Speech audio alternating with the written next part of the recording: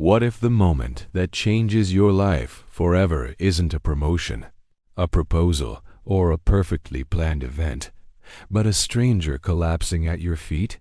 What if the line between survival and surrender is drawn not by fate, but by a man running, late from a warehouse shift, still smelling of dust and grit, who decides without hesitation to act? This isn't a story about luck or destiny. It's about one man's choice to help, one woman's moment of need, and the bond that grew not out of romance or fantasy, but through courage, vulnerability, and the quiet rebuilding of lives shattered by grief. From a crumbling apartment to a corporate tower, from a widow's weary hands to a billionaire's failing heart. What you're about to hear is the true cost and unexpected reward of showing up when no one else does. This is the story of Elijah Brooks and Vivienne Hartley. And it begins not with love, but with CPR on a sidewalk. They say fate doesn't knock, it crashes. On an ordinary Tuesday, on a street corner nobody remembers, something extraordinary happened that no one could forget. Elijah Brooks, a tired warehouse worker just trying to make it home to his daughter, had no idea that the stranger gasping for air at his feet would soon alter the course of both their lives. He didn't stop to ask if she was famous, if she was rich, or if someone else would help. He dropped his battered thermos, knelt on the cold concrete, and started chest compressions with calloused hands that had lifted crates for a living and carried grief in silence. The woman he was saving was Vivienne Hartley, tech mogul, billionaire CEO, and a symbol of unstoppable power in a world that rarely forgives weakness. But in that moment, she wasn't a mogul. She was just a human being dying in the street. And Elijah, he wasn't a hero. He was a father doing what he hoped someone would do if it were his daughter lying there instead. What followed wasn't a Cinderella tale, not quite. It was messier, harder, more human. And that's what makes it unforgettable. Because this is the story of how two broken lives from opposite worlds collided not through romance or ambition, but through an act of selfless compassion, and how that moment would spark a transformation far more powerful than either of them could have imagined. If you've ever wondered whether kindness still has a place in the real world, or whether second chances are worth the risk, keep watching, because what you're about to hear isn't fiction. It's what happens when character is tested in silence, and love arrives not with fanfare, but in the quiet aftermath of crisis. Elijah Brooks's morning began before the sun. The buzz of his alarm clock cut through the darkness of his two-bedroom apartment like a cruel reminder that survival doesn't wait for rest. He sat on the edge of his thrift store mattress, rubbing the sleep from his eyes, and stared at the cracked ceiling as if it might blink back at him. He didn't need to check his bank account to know it was low. He didn't need to see the stack of unpaid bills on the counter to know they'd grown taller overnight. What he did need, and what he had, was a reason to keep going. That reason padded barefoot across the hallway in unicorn pajamas, hair wild, eyes bright. Her name was Ava, and at just 8 years old, she had already lived through more loss than most adults. Yet she smiled like the world owed her joy and hadn't paid up yet. "Morning, Daddy," she said, climbing into his lap like she still fit there. And somehow she did. Elijah held her close, breathed in the scent of strawberry shampoo, and let himself pretend, for 30 seconds, that everything was okay. That his late wife, Natalie, might still walk in holding 2 mugs of coffee and humming that off-key tune she used to butcher every morning. That cancer hadn't stolen the woman who made their house a home. But the moment passed, and real life resumed. Breakfast was powdered eggs and toast with too little butter. Ava didn't complain. She never did. She chatted about her science project, her reading test, and whether it was realistic to ask for a pet hedgehog. Elijah gave the same answer he always did: "We'll see." It was the kind of answer every struggling parent learns to master. Hopeful enough to avoid disappointment, vague enough to hide the truth. Truth was, even a goldfish was too expensive right now. Their apartment was worn but clean, held together by love and second-hand furniture. The fridge was a collage of Ava's artwork, each crayon drawing a small rebellion against the bleakness of their reality. Elijah walked her to school, like always. It made him late to work sometimes, but he didn't care. Watching her skip through the gates, knowing she was safe for a few hours, was worth the docked pay. At Morrison's Supply Depot, the air smelled of cardboard and sweat. The forklifts groaned louder than the men who operated them.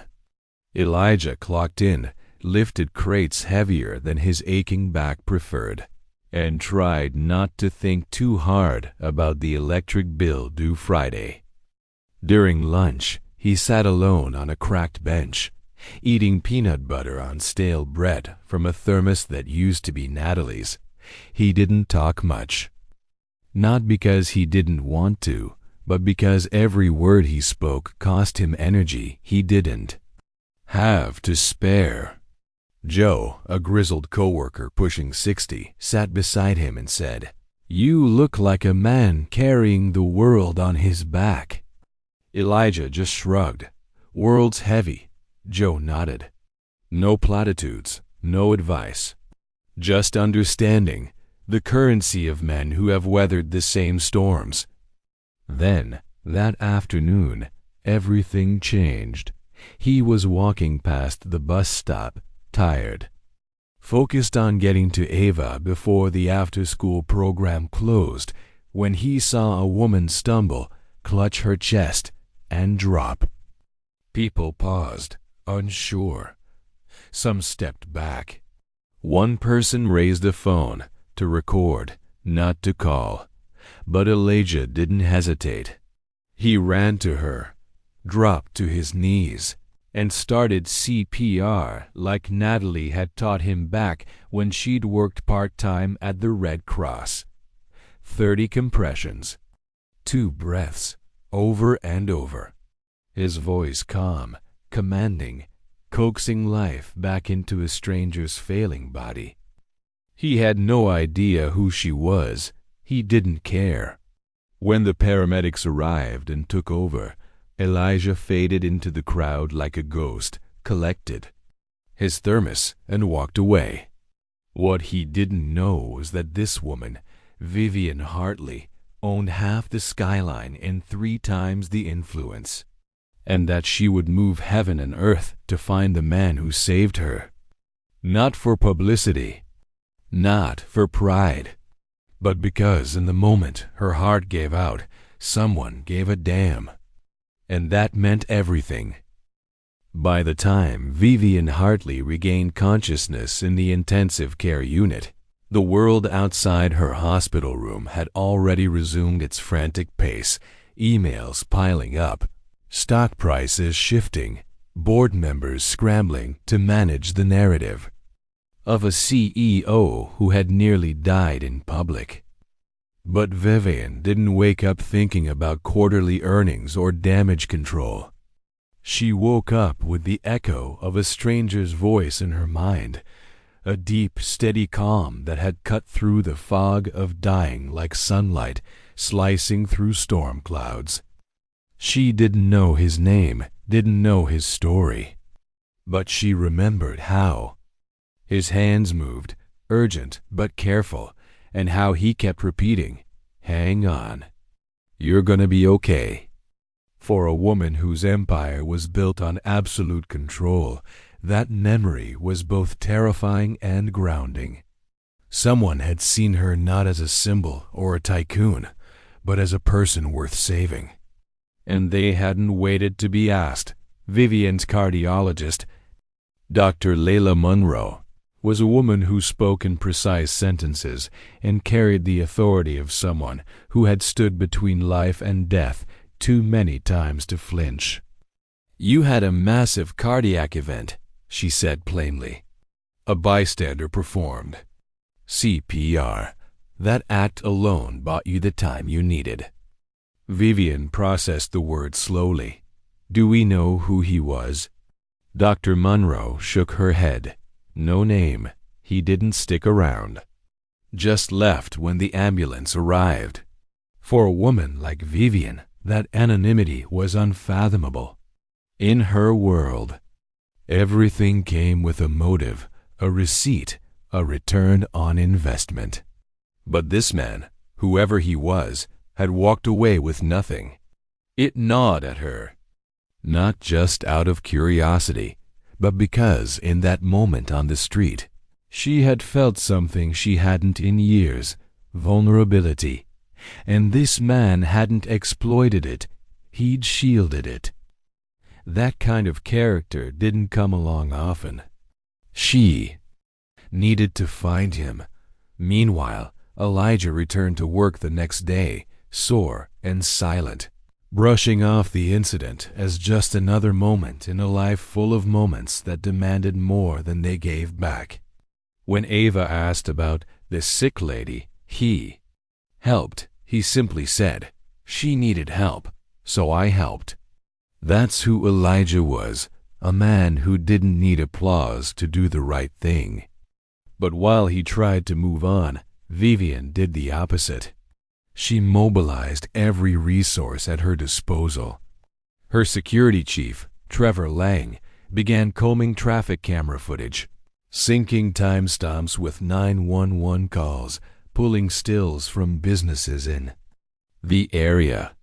Within 72 hours, they had a blurry but usable image of a man in a gray work jacket, crouched on the pavement beside her unconscious body. Kind eyes, weathered face, and hands, big, strong, capable, bracing her against death. Facial recognition software cross-referenced the image with public records. It wasn't long before the name Elijah Brooks surfaced. Age 34, widowed, 1 child, warehouse worker, no criminal record, no social media, no signs of ambition beyond survival. But what stood out most to Vivienne wasn't his scarcity. It was his constancy. A man like that didn't help for gain. He helped because it was right. Commentary time. In a society that increasingly frames virtue as performance, Elijah's refusal to claim credit is a radical act. He didn't brand his good deed. He didn't leverage it for online praise. He disappeared. And that disappearance, far from being evasive, was evidence of integrity. Most stories stop here, wrapping up the random act of kindness in a neat bow. But life isn't a pieza. It's messy, complicated, unfinished. And Vivienne wasn't content to leave her story unfinished. She had been saved, and she couldn't move forward without completing the circle. But here's where the narrative flips, because what she discovers isn't just the man who saved her life. It's the life he's barely holding together. A life built on scraps and silence, but fortified by fierce love. When Vivienne Hartley finally stood at the door of Elijah Brooks's modest apartment, she wasn't the woman the public knew. Gone were the tailored suits, the guarded posture, the air of untouchable brilliance that had earned her boardroom reverence and backroom fear. In her place was someone fragile, someone who had stared mortality in the face and come back not with a business plan, but with questions. What kind of man saves a stranger and vanishes?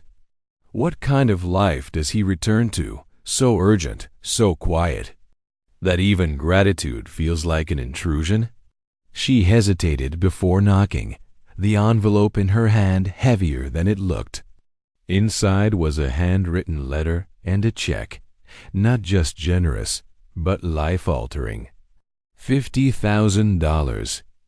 Enough to cover Elijah's overdue bills, pad his savings, maybe even give Ava the goldfish she'd asked about. But as she waited, the thought struck her. What if this insulted him? What if trying to repay a debt he didn't ask her to recognize felt like cheapening what he had given freely? Elijah answered the door with cautious eyes, the kind of eyes that had seen too many surprises turn sour. Vivienne introduced herself. He didn't slam the door, but he didn't open it wide either. He squinted through the chain, trying to place her. "You're the woman from the sidewalk," he said slowly. "You found me." She nodded. "I had to." Elijah stepped aside, motioned for her to enter. "Ignore the mess," he muttered. Though everything in the apartment was neatly arranged, not because he had time, but because order was the only thing he could control. Ava peeked up from the kitchen table, math workbook open, crayons scattered like little bursts of optimism. "Daddy," she said, "is that the lady you helped?" Vivienne's heart clenched. The girl had Natalie's eyes, wide, clear, impossibly brave.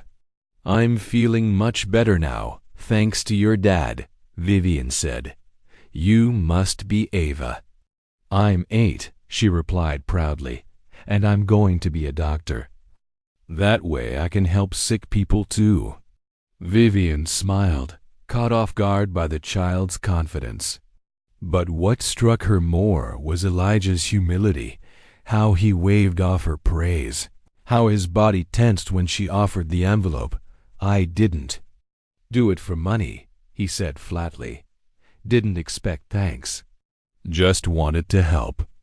"I know," she said. "That's why it matters. Let's pause here for commentary. Elijah's refusal isn't just about pride, it's about identity. For people who've spent years scraping by, being seen as needy can feel like being undressed in public. Offers of help, even well-meaning ones, can land like accusations. You can't do this on your own. And while that may be true logistically, emotionally it wounds. So Vivienne does something extraordinary. She listens. She hears his no and doesn't override it. Instead, she watches, quietly, as Ava talks about school, about her old pajamas that belonged to her mom, and the spaghetti dinners they have 3 nights a week because Daddy says pasta stretches. That night, Vivienne doesn't buy them a new fridge or install a trust fund. She leaves. But not before planting the seed of a different offer, one that speaks not to charity, but to Elijah's worth. A job, a purpose, a place where his skills, not his scars, define him. Over the next few days, Vivienne's mind refuses to let go. Her boardroom meetings blur. Quarterly reports feel hollow. She finds herself imagining Elijah in a clean uniform, walking the halls of sterling tech, overseeing facilities with the quiet diligence he's used to survive for years. Her HR chief balks at first. He doesn't have the background. But Vivienne counters. He has the backbone. And in corporate America, that's rarer than an Ivy League degree. So she drafts an offer. Facilities coordinator. $65,000 annual salary.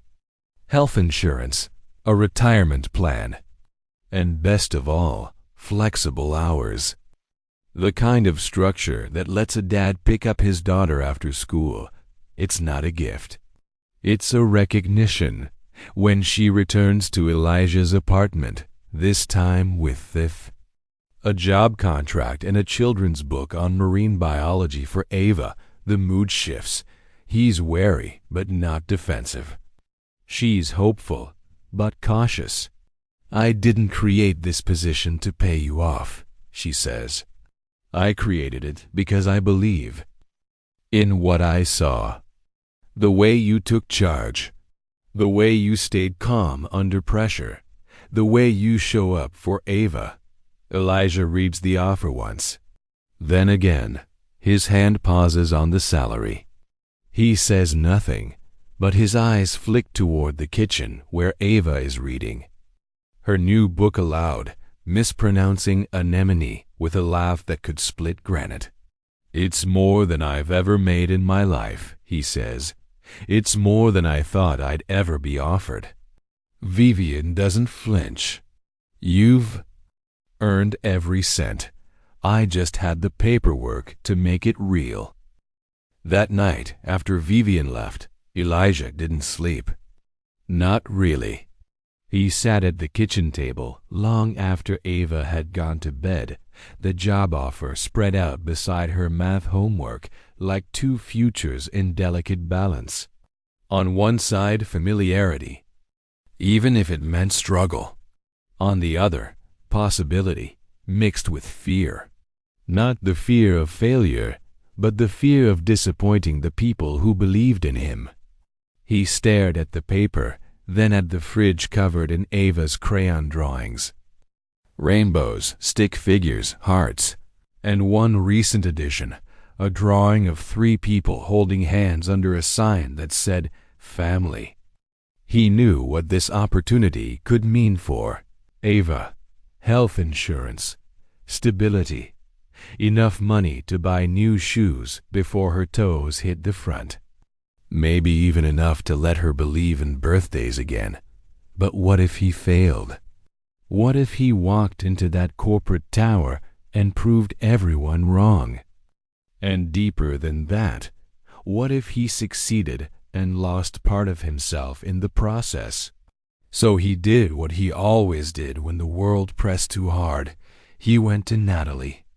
The cemetery was quiet, the air heavy with dusk.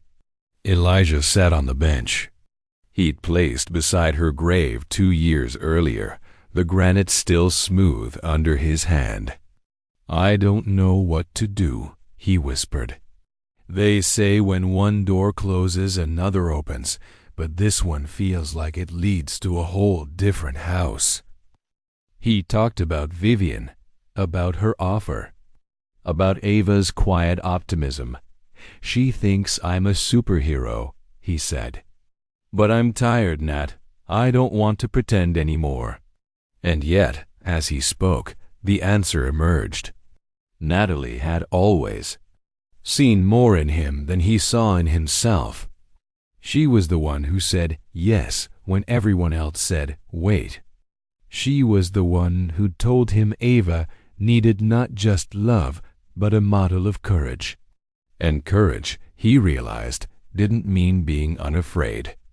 It meant choosing growth, even when fear snarled at the door. The next morning, Elijah called out sick, something he hadn't done in over a year. Then he called Sterling Tech. Vivienne answered on the second ring. I'd like to accept the offer, he said, the words steadier than he felt. There was a pause, and then a smile in her voice. You just made my whole week. Let's pause here and unpack what just happened. Elijah's decision wasn't just a career move, it was a psychological pivot. When people live in survival mode for long enough, opportunities begin to feel dangerous. Not because they aren't real, but because they threaten the equilibrium of low expectations. Taking this job meant rewriting the script Elijah had followed since Natalie's death. It meant believing, truly believing, that he was capable of thriving, not just enduring. And that belief? That's the most revolutionary act of all. For someone who's been scraping by, Elijah's first day at Sterling Industries felt like stepping onto another planet. The glass walls, the curated greenery, the marble floors that reflected his nervous steps back at him. Ava had made him a good luck charm, a paperclip wrapped in yarn with a heart drawn on it, and tucked it into his lunch. To remind, "You're loved," she'd said. He wore it like armor. Vivienne met him in the lobby, crisp in a navy blazer, but smiling like a friend. "Let's go make some magic," she said, and led him to his new office, small, functional, with a desk bearing a nameplate that read Elijah Brooks, Facilities Coordinator. He ran a hand over it. Brass, solid, real. The work wasn't glamorous, but it made sense to him. Building maintenance, safety systems, protocols, supply chains. The same kind of logic he'd used every day in the warehouse, just with better lighting and better pay. But then, halfway through the day, a curveball. The East Tower's main elevator stalled, stranding 6 people, 2 of them board members. Elijah's radio crackled. "We've got a problem." His heart skipped, then steadied. This wasn't unfamiliar. Malfunctioning machines, tense voices, the need for calm leadership. In minutes, he diagnosed the issue, a faulty floor. Sensor. He coordinated the elevator techs, kept the passengers calm, and got the car moving before anyone missed their next meeting. By the time it was over, Richard Gentry, Sterling's Q, shook his hand. "Impressive," he said. Most people would have panicked. Elijah shrugged. Sometimes the simplest fix is the right one. It was something Natalie used to say. Turns out it applied just as well to elevators as to life. As days turned to weeks, Elijah's confidence grew. He got to know the janitorial staff by name, asked questions, took notes, repaired a leaking pipe with his own wrench when maintenance got backed up. People noticed. And Vivienne, she noticed most of all. She started swinging by his office just to chat. Sometimes about HVAC specs. Sometimes about Ava's latest drawing. Once, about the way he handled the scheduling conflict between 2 departments with quiet diplomacy. "You have a gift for reading people," she told him. "I think that's what I've been missing around here." As autumn whispered into winter, Elijah Brooks found himself becoming more than just a worker in the Sterling tech machine. He was becoming part of its pulse. He wasn't chasing promotions or office politics. He was focused on making things work, on keeping the people inside that gleaming glass building warm, safe, and heard. And in doing so, he began changing the culture from the ground up. Maintenance staff who had long felt invisible suddenly found themselves treated with dignity. Problems that had once been ignored were being solved, not just fixed, but understood.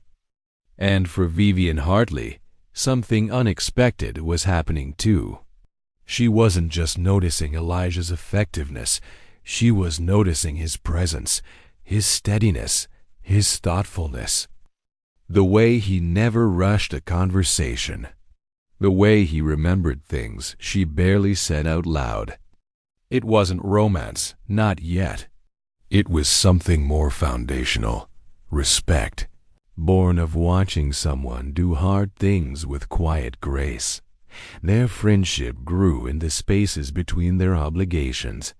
A cup of coffee in the break room. A conversation that began with plumbing specs and ended with childhood stories. Elijah told her about Natalie, not all at once, but in pieces, like offering someone stones from a riverbed. Vivienne listened, not with pity, but with curiosity and care. And in return, she let him see glimpses of her own life, the loneliness. Behind the empire, the father who raised her to build rather than bond. The nights she'd spent in silence even when surrounded by admirers. One Thursday evening, she accepted Ava's invitation to dinner. Elijah cooked spaghetti, his specialty, by necessity more than by choice. Vivienne brought wine.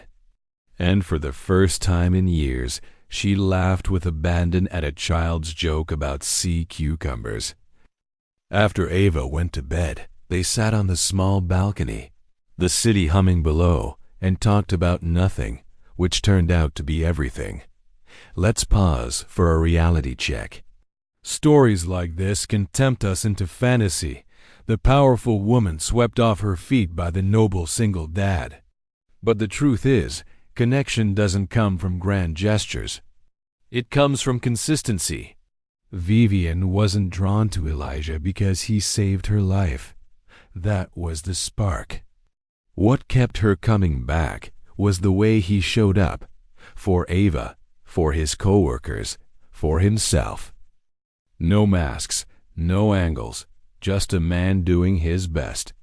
And for someone who had lived her life surrounded by ambition masquerading as love, that was magnetic dot. But just as their bond deepened, life reminded them how fragile that bond could be.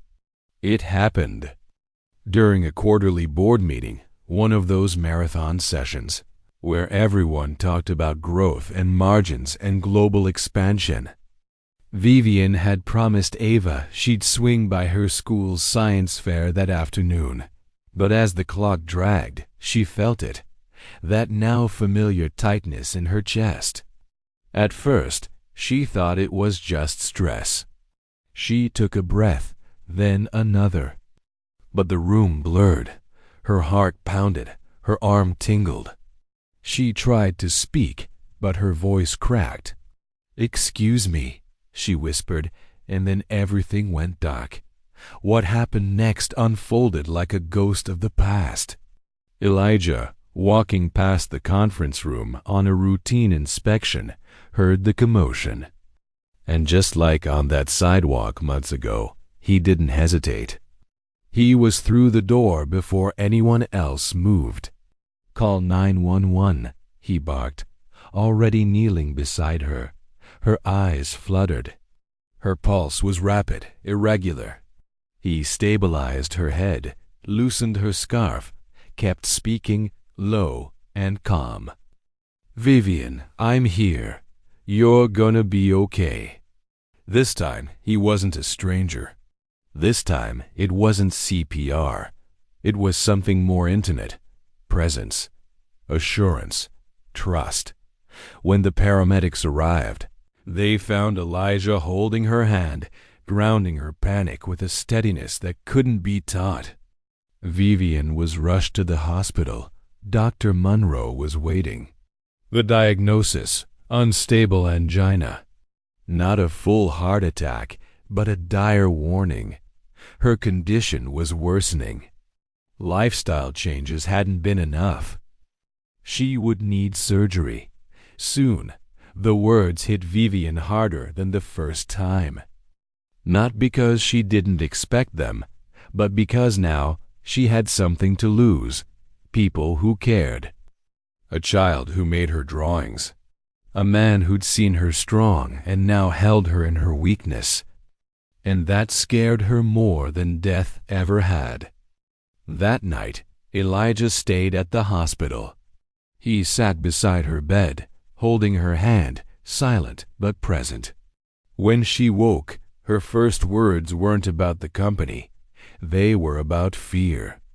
"What if I don't wake up next time?" she whispered. Elijah's answer was simple. "Then we'll face it, together." That word, together, changed everything. It wasn't a promise of love, not yet. It was a promise of something rarer, shared courage. In the days that followed Vivienne's second cardiac scare, her hospital room became more than just a place for medical monitoring. It became the setting for the most honest conversations she'd ever had. No quarterly projections. No performance reviews. Just raw human truth. Dr. Monroe didn't sugarcoat the situation. Triple bypass, she said. Sooner rather than later, the risk of waiting is far greater than the risks of surgery. Vivienne nodded slowly, absorbing each syllable, like a reluctant student of her own mortality. She wasn't afraid of surgery itself. She was afraid of the surrender it demanded, of power, of independence, of control. She had built her life around the idea that needing someone was a liability. But now, the one thing she needed most was precisely what she had spent her whole life avoiding: help. Elijah sat beside her as Dr. Monroe walked through the surgical plan. Recovery will take time, the doctor warned. 6 to 8 weeks minimum. You'll need support. Not just physically, but emotionally. You'll have to let people in. Vivienne glanced at Elijah. He didn't flinch. I'm not going anywhere, he said, and that was it. No grand vows. No melodrama. Just certainty. But the rest of the world wasn't so understanding. Word of Vivienne's health crisis spread quickly through Sterling Tech's leadership ranks. And with it came speculation, whispers, concerns, not about her heart, but about her proximity to Elijah. Some of the board members requested a private meeting. Behind closed doors, they used phrases like optics and perceived entanglements. One of them, Harrison Mills, said with a smooth voice and a tight smile, "We're not questioning his integrity, of course." But the lines feel blurred. A facilities coordinator? Supporting the CEO through heart surgery? There are concerns about appropriateness. Vivienne let the silence stretch until it snapped. "Let me be clear," she said. "That man saved my life twice. He shows up. He listens. He fixes what's broken, not just in this building, but in people. If you're uncomfortable with that, you can file it under unwritten policies and move along." The boardroom fell silent. No one pushed further. Let's take a moment to reflect. What just happened wasn't just a defense of Elijah. It was a declaration of values. In corporate spaces, we often worship resumes, but neglect character. We prioritize credentials over kindness. Vivienne, for all her success, had fallen into that trap too, but not anymore. Because when your heart fails, you stop evaluating people by their LinkedIn endorsements. You start evaluating them by who holds your hand in the ICU and doesn't let go. Later that evening, Elijah found her in her hospital bed, still seething from the board meeting. "They think I'm weak," she said. "That this makes me less capable." He didn't argue. He simply replied, "Then show them what strength really looks like." She stared at him, equal parts exhausted and amazed. "What does that mean?" He smiled. "It means letting people care for you. It means trusting someone enough to carry part of the weight. You've done that for thousands of employees. Let someone do it for you." And then, because words weren't enough, Ava entered the room. She brought a card, hand-drawn, lopsided, perfect. A rainbow, 3 stick figures, and the words, "Our family." Vivienne's hands shook as she held it. "You drew me?" she asked. Ava nodded. "Of course. You're part of us now." Vivienne couldn't speak. For the second time in her life, She was being pulled out of something dark, not by technology or money or reputation, but by love, real love. Not romantic in the hallmark sense, but foundational, a love that says, I see you. Even when you're afraid, especially then. And so, in a quiet hospital room under harsh fluorescent light, something solidified. A truth that neither Elijah nor Vivienne had been able to say aloud until now. They were no longer just the man who saved a life and the woman who was saved. They were a team, a family, fragile, messy, real. The days leading up to Vivienne's surgery moved in strange, measured rhythms, part routine, part reckoning. For someone used to sprinting through 16-hour days, being forced to pause felt unnatural. But in that pause, something remarkable emerged. Space. Space for conversations that had never had time to happen. Space for fears to be voiced, not buried. And space for Elijah to step in not as a rescuer, but as a partner. He wasn't there out of obligation. He was there because he wanted to be. Because somewhere in the quiet chaos of Ava's school pickups and havoc inspections and late-night balcony talks, Vivienne had stopped being a patient or a boss. She had become family. The night before the surgery, the three of them gathered. In Vivienne's hospital room, Ava, now comfortably navigating the beeping machines and curtained beds, brought with her a construction paper, get-well plan that included soup, flowers, and 1 full week of Ava-approved quiet time. She read it aloud with a seriousness that made the nurses smile. Because, she added, hearts need to be reminded that people love them, or they forget how to work right. Vivienne blinked back tears. No business strategy she'd ever crafted had come close to that kind of wisdom. After Ava drifted off to sleep in the reclining chair, Elijah and Vivienne sat in the low light, speaking in half-whispers. She handed him a small velvet box. This was Sarah's, she said, the ring you wore on a chain.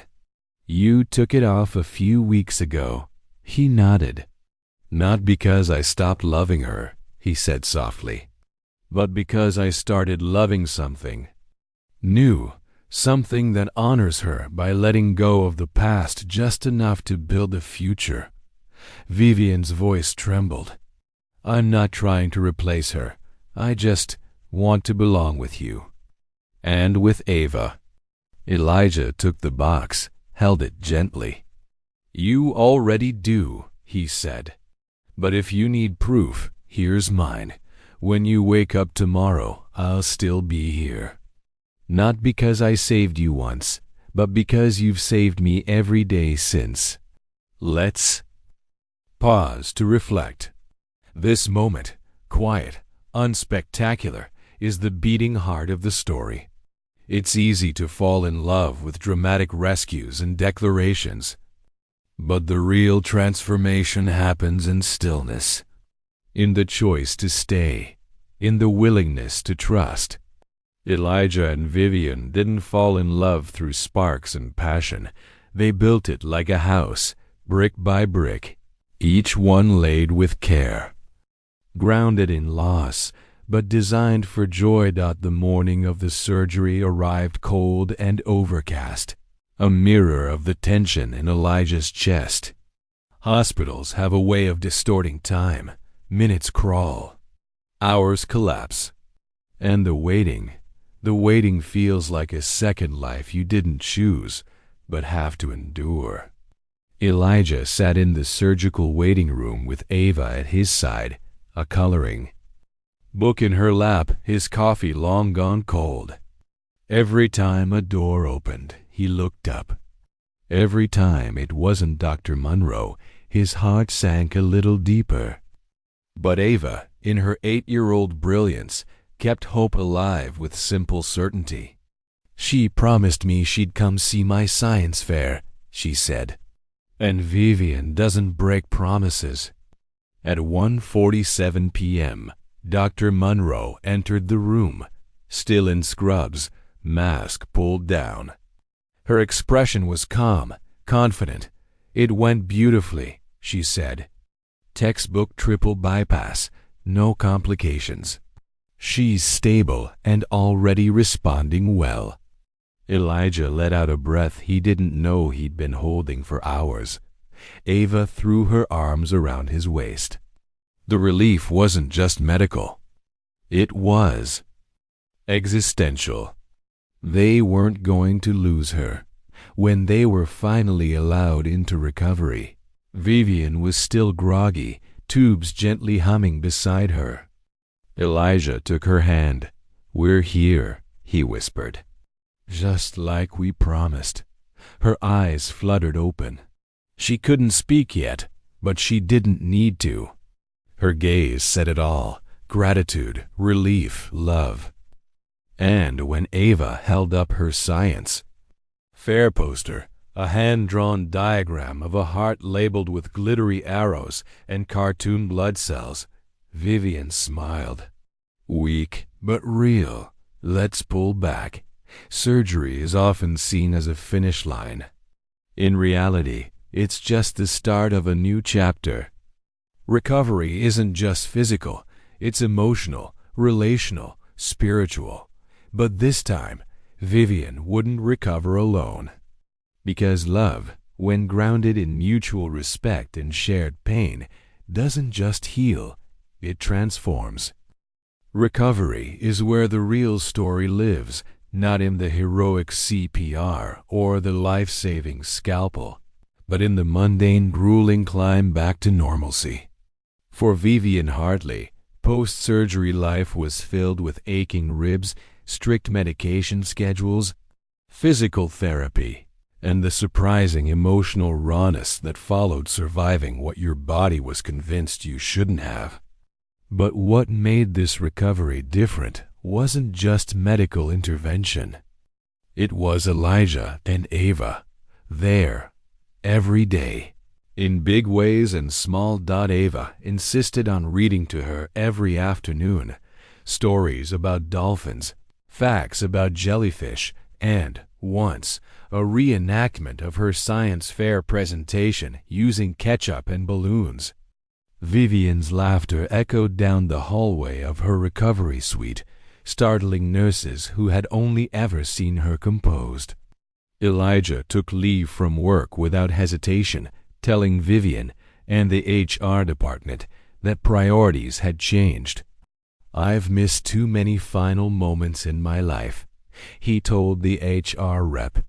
"I'm not missing the first good ones." Sterling Tech, to their credit, supported him. A quiet culture shift was happening at the company's highest level, one that mirrored Vivienne's own evolution, but not everyone welcomed that shift. Some board members remained skeptical. Rumors swirled about favoritism, blurred lines, and unprofessional dynamics. One particularly bold director questioned whether Elijah's presence at Vivienne's bedside was setting a problematic precedent. Vivienne, still healing, responded via memo. "Let me be clear. The precedent I'm setting is this: we lead better when we are loved well. If that's a problem, I suggest reviewing your definition of leadership." Let's pause for insight. What we're witnessing here isn't just a personal transformation, it's a cultural one. Vivienne, once a symbol of bulletproof capitalism, is redefining power. Not as something you hoard, but as something you share. She's not weaker for needing Elijah. She's stronger for allowing herself to be vulnerable with him. And in doing so, she's modeling a kind of leadership our world desperately needs, the kind that centers human connection, not control. As weeks passed, Vivienne's physical strength returned, slowly, unevenly, but surely. What surprised her wasn't how hard it was, but how meaningful the small victories became.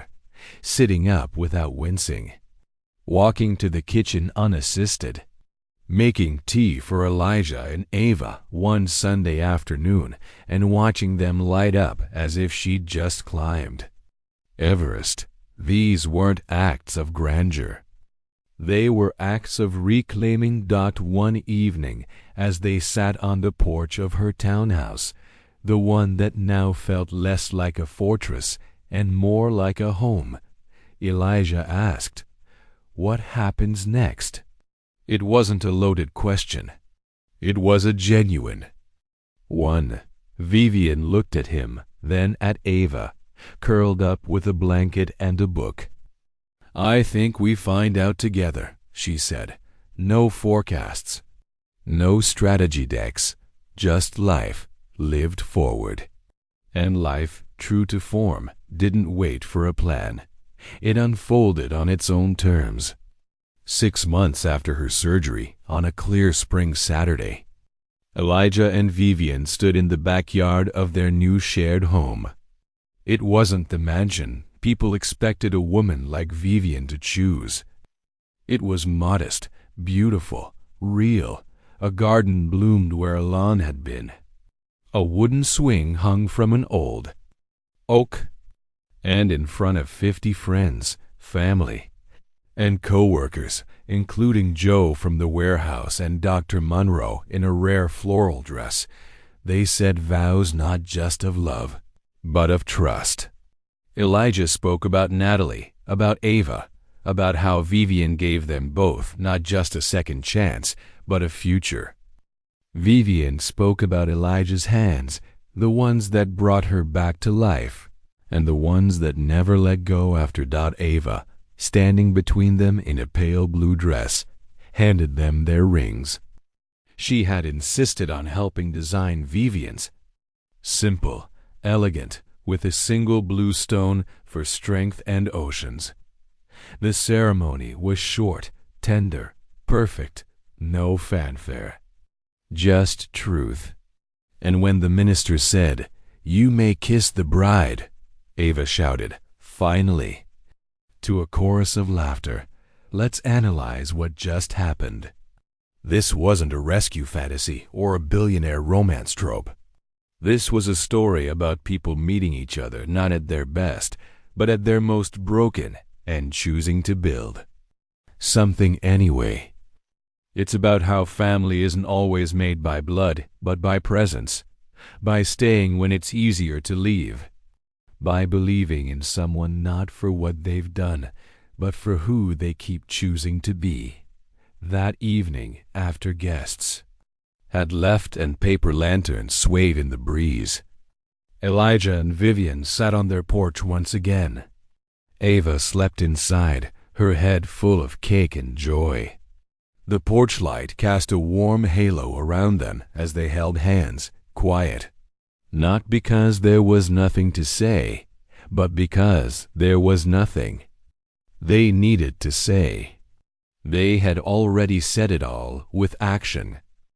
Married life didn't feel like a fairy tale to Elijah and Vivienne, and that's exactly why it worked.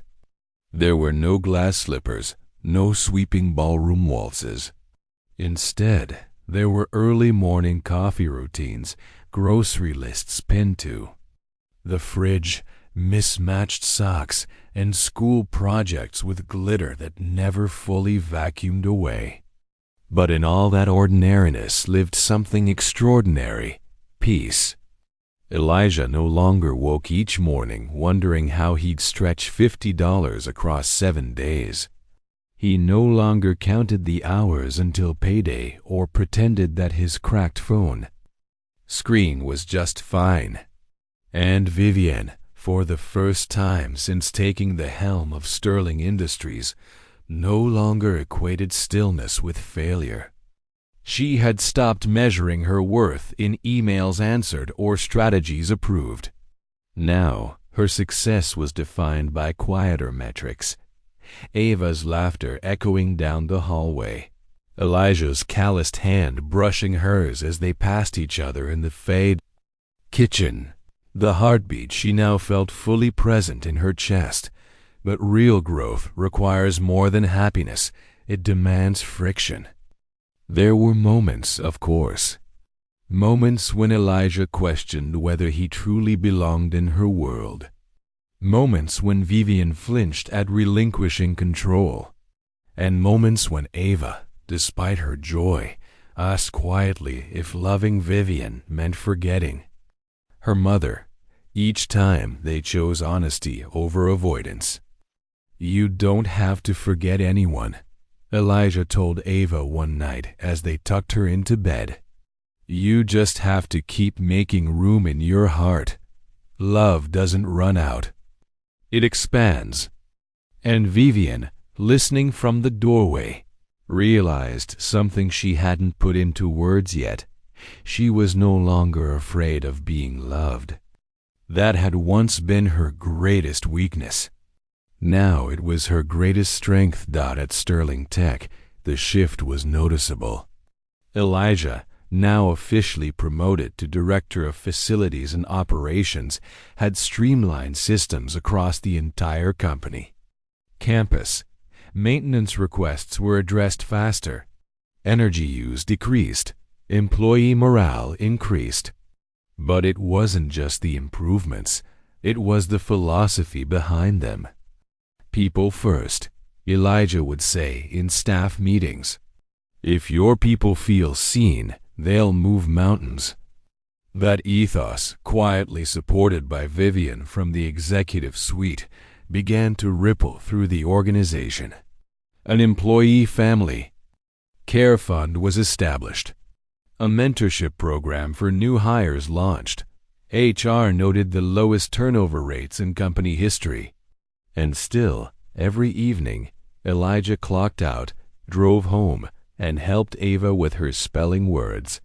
Let's pause for reflection. It's easy to think of growth as linear. Start at the bottom, work your way up. But Elijah's journey wasn't about upward mobility. It was about inward transformation. He didn't climb a ladder. He built a foundation. One where character, not credentials, was the currency. Where humility and integrity weren't just nice traits, they were leadership strategies. And Vivienne, once obsessed with optimization, began to see that what truly moved people wasn't efficiency. It was empathy. 6 months into their marriage, the three of them posed for a new family photo, not in a studio, but in their garden. Ava sat in the middle, arms around both adults, all three smiling like they knew something the world didn't, and maybe they did. They knew what it meant to survive, to rebuild, to begin again. Vivienne kept that photo on her desk beside the framed note from Ava that simply read, "Thanks for choosing us." Sometimes, during high-stress meetings, she'd glance at it. And remember, no quarterly loss or PR crisis could touch what they'd built at home. One rainy afternoon, Vivienne was invited to deliver a keynote address at a leadership summit. Executives, founders, thought leaders. The room was full of people who, 5 years earlier, she might have tried to impress. But when she took the stage, she didn't speak about scaling strategies or capital flows. She told the story of a man who saved her life, not once, but every day since. She spoke about CPR, yes. But more importantly, she spoke about courage, about choosing vulnerability, about redefining leadership to include softness. I was taught, she said, that power came from being untouchable. But the person who changed my life the most wasn't untouchable, he was fully present.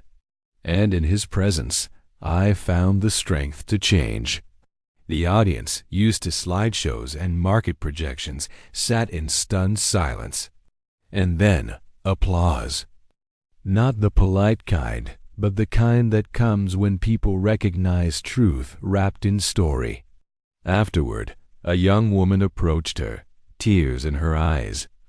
"I lost someone this year," she said, "and I've been trying to work through it by working harder, but maybe what I really need is to let myself be held."